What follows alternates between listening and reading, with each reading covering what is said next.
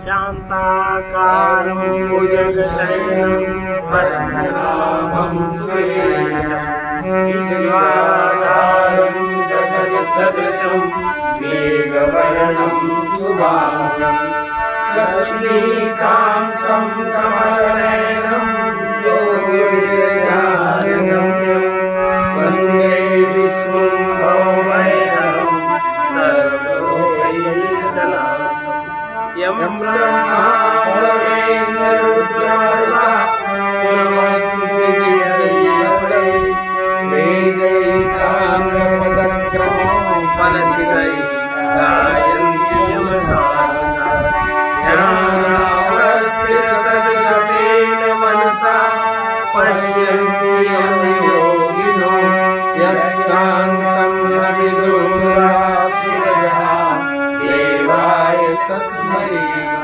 नमः। इसके 3-3-4 ब्रह्म सूत्र के तीसरे अध्याय के तीसरे पाद के चौथा सूत्र में भगवान कहते हैं, भगवान ने भगवत गीता में कहा है, वेदैश्च सर्वैरहमेव वेद्यः, सब वेदों द्वारा जानने योग्य मैं ही हूँ। इस प्रकार श्रुति स्मृतियों के सभी वचनों का एक ही उद्देश्य देखने में आता है। इसलिए यही सिद्ध होता है कि ब्रह्म विद्या भिन्न भिन्न नहीं है, ब्रह्म विद्या एक है। इसका संबंध अगले सूत्र से है। यदि यही बात है तो एक जगह के वर्णन में दूसरी जगह की अपेक्षा कुछ बातें अधिक बताई गई हैं और कहीं कुछ बातें कम हैं। ऐसी परिस्थिति में विभिन्न प्रकरणों के वर्णन की एकता कैसे होगी, इस जिज्ञासा पर कहते हैं, उपसंहारोऽर्था वेदात् विधिशेषवत् समाने च 3-3-5 एक प्रकार की विद्या में ही प्रयोजन में भेद ना होने के कारण एक जगह कहे हुए गुणों का दूसरी जगह उपसंहार कर लेना विधिशेष की भांति उचित है। जिस प्रकार कर्म कांड में प्रयोजन का भेद न होने पर एक शाखा में बताए हुए यज्ञ आदि के विधिशेष रूप अग्निहोत्र आदि धर्मों का दूसरी जगह भी उपसंहार कर लिया जाता है, उसी प्रकार विभिन्न प्रकरणों में आई हुई ब्रह्म विद्या के वर्णन में भी प्रयोजन भेद न होने के कारण एक जगह कही हुई अधिक बातों का दूसरी जगह उपसंहार कर लिया लेना चाहिए। संबंध अगले सूत्र से। श्रुति में वर्णित जो ब्रह्म विद्याएं हैं उनमें कहीं शब्द भेद से, कहीं नाम भेद से, कहीं प्रकरण के भेद से भिन्नता प्रतीत होती है। अतः उनकी एकता का प्रतिपादन करने के लिए सूत्रकार स्वयं शंका उठाकर उसका समाधान करते हैं। अन्यथा त्वं शब्दादिति चेन्ना विशेषात् 3-3-6 यदि ऐसा कहो कि कहे हुए शब्द से दोनों की भिन्नता प्रतीत होती है, अतः एकता सिद्ध नहीं होती, तो ऐसी बात नहीं है। विधि और फल में भेद न होने के कारण दोनों विद्याओं में समानता है। छांदोग्य उपनिषद के 8वें अध्याय में दाहार विद्या, प्रजापात्य विद्या, इस प्रकार 2 ब्रह्म विद्याओं का वर्णन है। वे दोनों विद्याएं पर ब्रह्म परमात्मा की प्राप्ति का मार्ग बताने वाली हैं, इसलिए उनकी समानता मानी जाती है। इस पर पूर्व पक्ष की ओर से शंका उठाई जाती है कि दोनों विद्याओं में शब्द का अंतर है, अर्थात दाहार विद्या के प्रकरण में तो यह कहा जाता है कि मनुष्य शरीर रूप ब्रह्मपुर में हृदय रूप घर के भीतर जो आंतरिक आकाश है और उसके भीतर जो वस्तु है उसका अनुसंधान करना चाहिए। मनुष्य को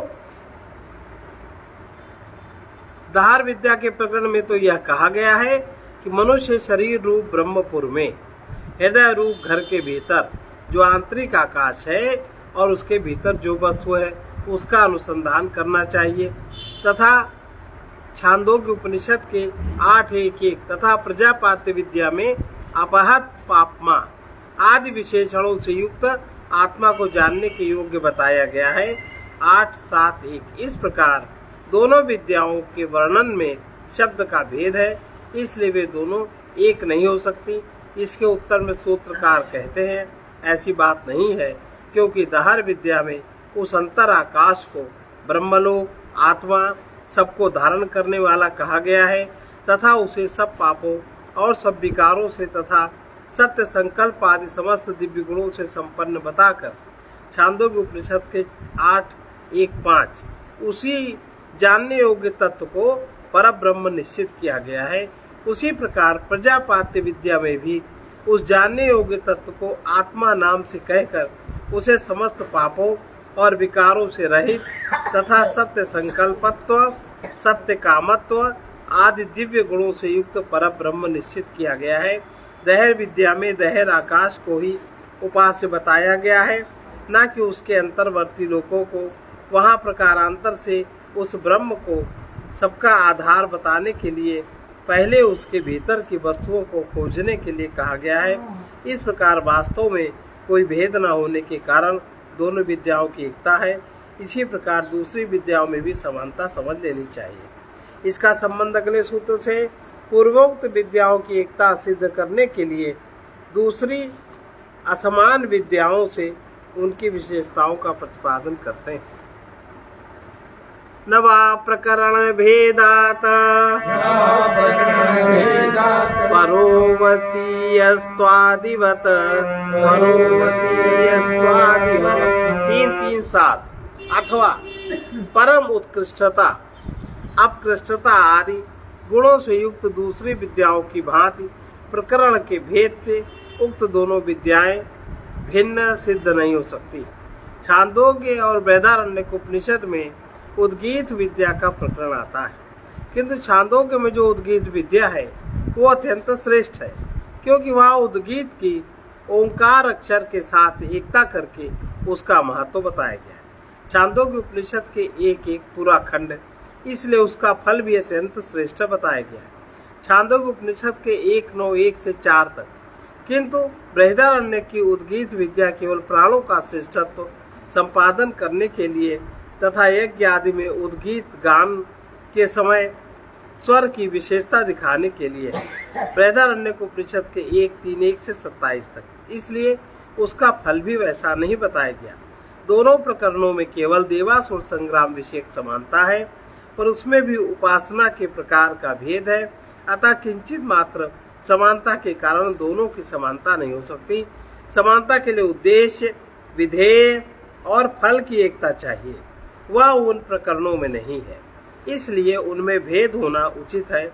किंतु ऊपर कही हुई दहर विद्या प्रजापात्य विद्या में ऐसी बात नहीं है, केवल वर्णन का भेद है। अतः वर्णन मात्र का भेद होने के कारण उत्तम और मध्यम आदि के भेद से युक्त उद्गीत विद्या की भांति ऊपर कही हुई दहर विद्या प्रजापात्य विद्या में भेद सिद्ध नहीं हो सकता, क्योंकि दोनों के उद्देश्य, विधेय और फल में भेद नहीं। इसका संबंध अगले सूत्र से। अब दूसरे प्रकार की शंका का उत्तर देकर दोनों विद्याओं की एकता सिद्ध करते हैं। संज्ञात श्रेष्ठदुक्तमस्ति तदपि संज्ञात श्रेष्ठदुक्तमस्ति तदपि 3-3-8।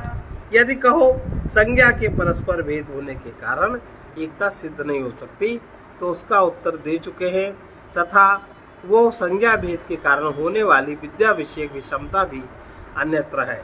यदि कहो कि उसमें संज्ञा का अर्थात नाम का भेद है, उस विद्या का नाम दहर विद्या, दूसरी का नाम प्रजापात्य विद्या है, इसलिए दोनों की एकता नहीं हो सकती, तो उसका उत्तर हमें पहले सूत्र 3-3-1 में ही दे चुके हैं।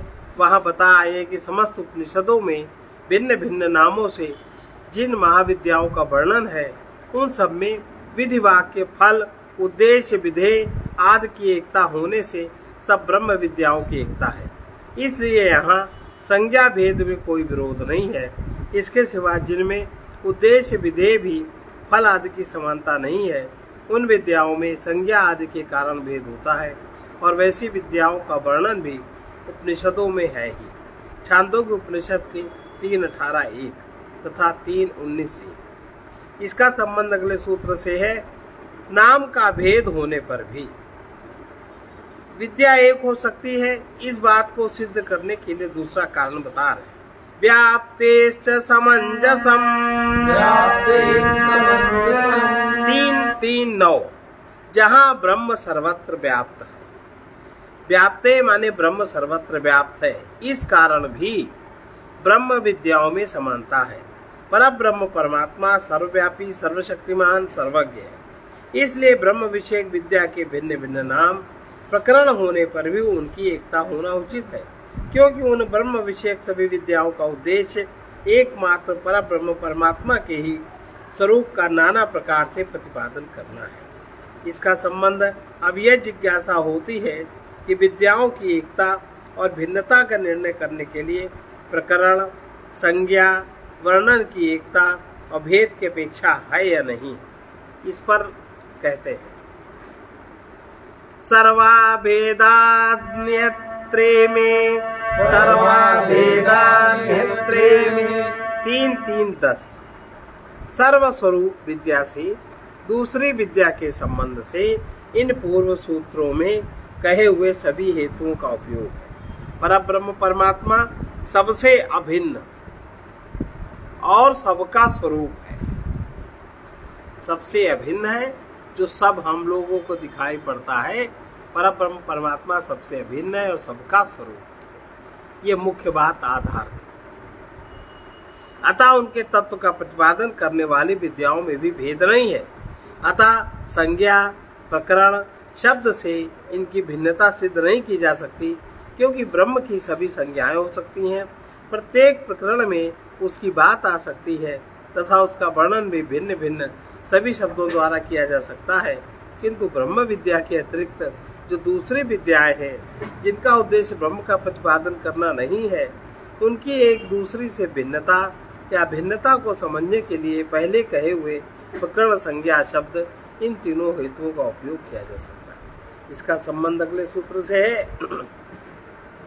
श्रुति में एक जगह ब्रह्म विद्या के प्रकरण में ब्रह्म के जो आनंद, सर्वज्ञता, सर्वकामता, सत्य संकल्पत्व, सर्वेश्वरत्व तथा सर्वशक्तिमत्ता आदि धर्म बताए गए, उनका उपसंहार संग्रह दूसरी जगह ब्रह्म के वर्णन में किया जा सकता है।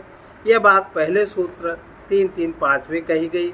अतः यह जिज्ञासा होती है कि तैत्तिरीय उपनिषद में आनंदमय पुरुष के वर्णन में पक्षी के रूपक में जिन शब्दों का वर्णन आता है, क्या उनका भी सर्वत्र उपसंहार किया जा सकता है? इस पर कहते हैं आनंदादयः प्रधानस्य 3-3-11 आनंद आदि सर्वश्रेष्ठ परब्रह्म परमात्मा के धर्म हैं। उन सबका अन्यत्र भी ब्रह्म के वर्णन में अध्याहार किया जा सकता है। आनंद, सर्वगतत्व, सर्वात्मत्व, सर्वज्ञता आदि जितने भी परब्रह्म परमात्मा के धर्म हैं, वे यदि श्रुति में एक जगह ब्रह्म के वर्णन में आए हैं तो दूसरी जगह भी ब्रह्म के वर्णन में उनका उपसंहार किया जा सकता है। अर्थात एक जगह के वर्णन में जो धर्म या दिव्य गुण सूचक विशेषण छूट गए हैं, उनकी पूर्ति अन्यत्र के वर्णन से कर लेनी चाहिए। इसका संबंध अगले सूत्र से है।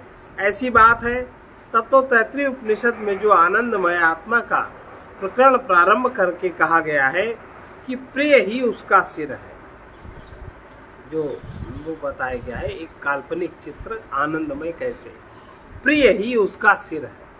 हर एक को प्रिय प्रिय होता है। मोद दाहिना पंख है। मोद पंछी का जो उदाहरण दिया, मोद दाहिना पंख है, प्रमोद बायां पंख है। आनंदमय कोश की यही तो 3 वृत्तियां हैं। आनंदमय कोश में तीन वृत्तियां हैं, प्रिय, मोद और प्रमोद। तो आनंदमय कोश का वर्णन पक्षी के रूप में जो बताया गया तैत्तिरीय उपनिषद में, प्रिय ही उसका सिर है, मोद दाहिना पंख है, प्रमोद बायां पंख है, आनंद आत्मा है और ब्रह्म ही पुच्छ एवं प्रतिष्ठा है। उसके अनुसार प्रिय शिरस्त्व आदि धर्मों का भी सर्वत्र ब्रह्म विद्या में संग्रह हो सकता है। ऐसी आशंका होने पर प्रिय शिरस्त्ववाद्य प्राप्ति रूपचया पचयौ हि भेदे, रूपचया पचयौ हि भेदे 3-3-12 प्रिय रूप सिर का होना आदि धर्मों की प्राप्ति अन्यत्र ब्रह्म विद्या के प्रकरण में नहीं होती, क्योंकि इस प्रकार सिर आदि अंगों का भेद मान लेने पर ब्रह्म में बढ़ने घटने का दोष उपस्थित होगा, इस शंका कर रहे हैं। प्रिय उसका सिर है, मोद और प्रमोद पंख है। इस प्रकार पक्षी का रूप देकर जो अंगों की कल्पना की गई, यह ब्रह्म का स्वरूपगत धर्म नहीं है। अतः उसका संग्रह दूसरी जगह ब्रह्म विद्या के प्रसंग में करना उचित नहीं है, क्योंकि इस प्रकार अंग प्रत्यंग के भेद से ब्रह्म में भेद मान लेने पर उसमें बढ़ने घटने के दोष की आशंका होगी। इसलिए जो ब्रह्म के स्वभाव लक्षण न हो, किसी रूपक के उद्देश्य से कहे गए हो, उनको दूसरी जगह नहीं लेना चाहिए। संबंध है उसमें जो आनंद और ब्रह्म शब्द आए हैं, उनको दूसरी जगह लेना चाहिए था, इस जिज्ञासा पर कहते हैं। दूसरी जगह उनको लेना चाहिए था या नहीं, इस जिज्ञासा पर कहते हैं।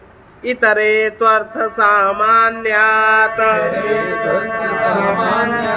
3:13।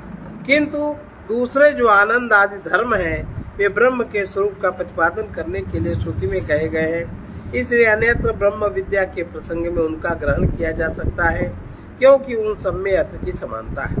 रूपक के लिए अवयव की कल्पना से युक्त जो प्रिय शिरत्व आदि धर्म है, उसको छोड़कर दूसरे जो आनंद आदि स्वरूपगत धर्म है, उनका संग्रह प्रत्येक ब्रह्म विद्या के प्रसंग में किया जा सकता है। और क्योंकि उसमें अर्थ की समानता है, अर्थात उन सबके द्वारा प्रतिपाद्य ब्रह्म एक ही है। अब अगले सूत्र का संबंध है कठोपनिषद में जो रथ की रूपक की कल्पना करके इंद्रिय आदि घोड़े आदि के रूप में वर्णन किया, वहाँ तो इंद्रिय आदि के संयम की बात समझाने के लिए वैसा कहना सार्थक मालूम होता है, परंतु यहाँ जो पक्षी का रूपक कोई विशेष प्रयोजन नहीं दिखता। अतः यहाँ इस रूपक की कल्पना किस लिए की गई, इस जिज्ञासा पर कहते हैं। आद्यानाय प्रयोजना भावात 3:14। अन्य किसी प्रकार का प्रयोजन न होने के कारण यही मालूम होता है कि उस परमेश्वर का भली भांति चिंतन करने के लिए उसका तत्व रूपक द्वारा समझाया गया। इस रूपक का दूसरा कोई प्रयोजन दिखलाई नहीं देता। इसलिए यही समझना चाहिए कि पहले जिस पर ब्रह्म परमेश्वर का सत्य ज्ञान और अनंत के नाम से वर्णन करके उसको सबके हृदय में स्थित बताया गया है और उसकी प्राप्ति के महत्व का वर्णन किया गया है, तैत्तिरीय उपनिषद का 2:1। उसको प्राप्त करने का एकमात्र उपाय बारंबार चिंतन करना है, पर उसके स्वरूप की कुछ जानकारी हुए बिना चिंतन नहीं हो सकता। अतः वो किस प्रकार सबके हृदय में व्याप्त है, यह बात समझाने के लिए यहाँ अन्नमय आदि कोशवाचक शब्दों के द्वारा प्रकरण उठाया गया, क्योंकि किसी पेटी में बंद करके गुप्त रखे हुए रत्न की भांति वो परमेश्वर भी सबके हृदय में बुद्धि रूप गुफा के भीतर छिपा है। यह तत्व समझाना है।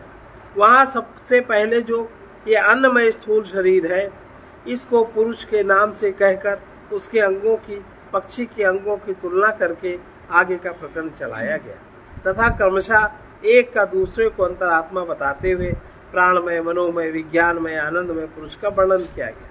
साथ ही प्रत्येक का आत्मा एक ही तत्व को निश्चित किया गया। इससे यह मालूम होता है उत्तरोत्तर सूक्ष्म तत्व के भीतर दृष्टि ले जाकर उस एक ही अंतरात्मा को लक्ष्य कराया गया। वहाँ विज्ञानमय जीवात्मा का वर्णन करके उसका भी अंतरात्मा आनंदमय को बतलाया। अंत में सबका अंतरात्मा आनंदमय को बतलाकर तथा उसका भी अंतरात्मा उसी को बतलाकर इस रूपक की परंपरा को समाप्त कर दिया गया। इससे यही सिद्ध होता है कि परब्रह्म परमेश्वर का भली भांति चिंतन करने के लिए उसके सूक्ष्म तत्व को समझना ही इस रूपक का प्रयोजन है। अब इसका संबंध अगले सूत्र से है। यहाँ आनंदमय नाम से परमात्मा को ही लक्ष्य कराया गया। अतः किसी तत्व को नहीं, यह निश्चय कैसे हो सकता है, इस पर कहते हैं। आत्म शब्दाच 3:15। आत्म शब्द का प्रयोग होने के कारण भी यह सिद्ध हो जाता है। ऊपर कहे हुए कारण के सिवा इस प्रकरण में बारंबार सबका अंतरात्मा बताते हुए अंत में विज्ञानमय का अंतरात्मा आनंदमय को बताया गया। उसके बाद उसका अंतरात्मा दूसरे किसी को नहीं बताया गया। इससे यह सिद्ध होता है कि यहाँ आनंदमय शब्द ब्रह्म का ही वाचक है। इसका संबंध अगले सूत्र से। आत्मा शब्द का प्रयोग तो अधिकतर प्रत्येगात्मा जीवात्मा का ही वाचक होता है। फिर यह निश्चय कैसे हुआ कि आत्मा शब्द ब्रह्म का वाचक है। इस पर कहते आत्मग्रहीत ऋतरवक्तुत्रात आत्मगृहीत 3:3-16। आत्मा शब्द से परमात्मा का ग्रहण दूसरी श्रुति की भांति उसके बाद के वर्णन से सिद्ध होता है, जिस प्रकार आत्मा वा इदमेकमेवाग्र आसीन्नान्यत किंचन आसीन्नान्यत किंचन मिशत सईक्षत लोकानुसृजयि मिशत सईक्षत लोकानुसृजयि। ऐत्री उपनिषद का पहले यह एक आत्मा ही था। उसने इच्छा की कि मैं लोगों की रचना करूं। ऐत्री उपनिषद 1:1-1। इस श्रुति में प्रजा की सृष्टि के प्रकरण को लेकर आत्मा शब्द का उपयोग हुआ है, इसलिए यहाँ आत्मा शब्द को ब्रह्म का वाचक माना गया। उसी प्रकार तैत्रीय श्रुति में भी आनंदमय का वर्णन करने के बाद तत्काल ही सो अकामयत बहुश्यामा उसने इच्छा की कि मैं बहुत हो जाऊं इत्यादि वाक्यों द्वारा उस आनंदमय आत्मा से समस्त जगत की उत्पत्ति का वर्णन किया गया। अतः बाद में आए हुए इस वर्णन से ही यह सिद्ध हो जाता है कि यहाँ आत्मा शब्द परमात्मा का ही वाचक है और आनंदमय नाम भी यहाँ उस पर ब्रह्म का ही है। संबंध ऊपर कही हुई बात में पुनः शंका उपस्थित करके उसका उत्तर देते हुए पूर्वोक्त सिद्धांत को दृढ़ करते अनवयादिति चेत्स्यादवधारणात् 3:3-17। यदि कहो प्रत्येक वाक्य में आत्म शब्द का अन्वय होने के कारण यह सिद्ध नहीं होता कि आनंदमय ब्रह्म है, तो इसका उत्तर यह है कि निर्धारित किए जाने के कारण आनंदमय ही ब्रह्म है, ये बात सिद्ध हो जाती है। यदि कहो तैत्रीय उपनिषद की ब्रह्मवल्ली में आत्मा शब्द का प्रयोग तो सभी वाक्यों के अंत में आया, फिर केवल आत्मा शब्द के प्रयोग से आनंदमय कोई ब्रह्म कैसे मान लिया जाए?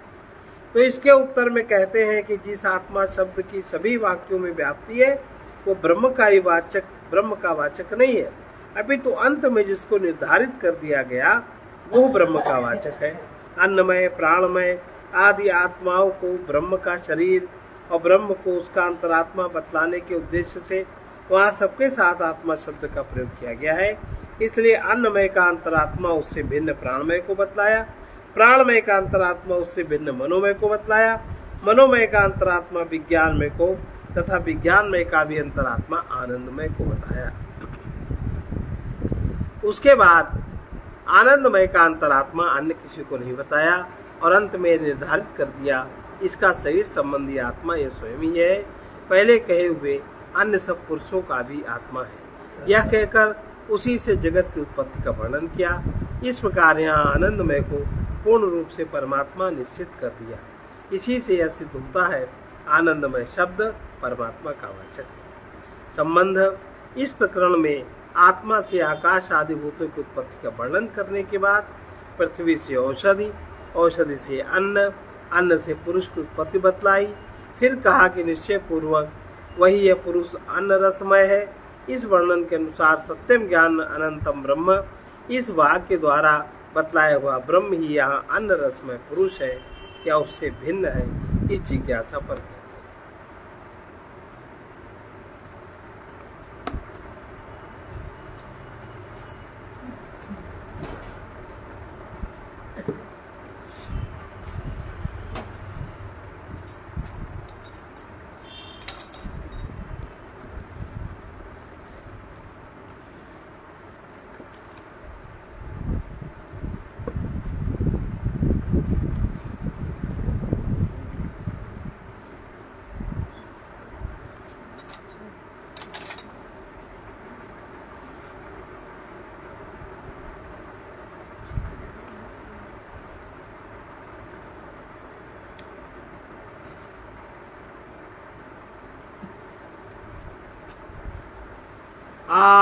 आनंदमयम आनंदमयम परमात्मा परमानंदमयम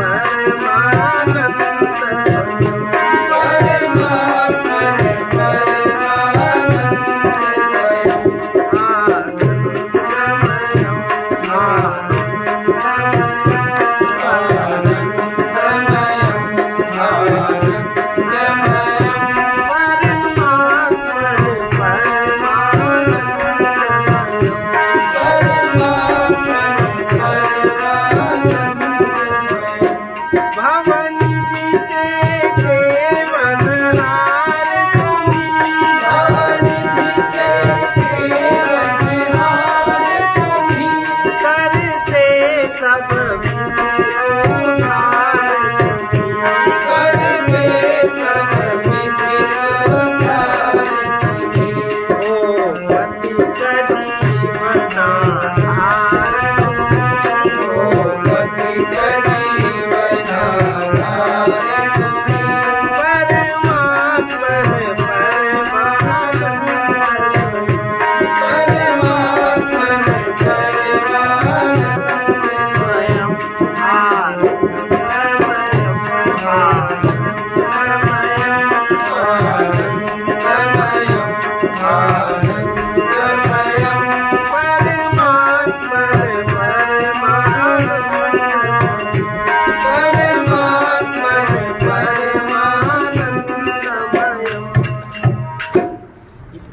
वचन है, नित्य आनंद में रहना सच्ची आस्तिकता है।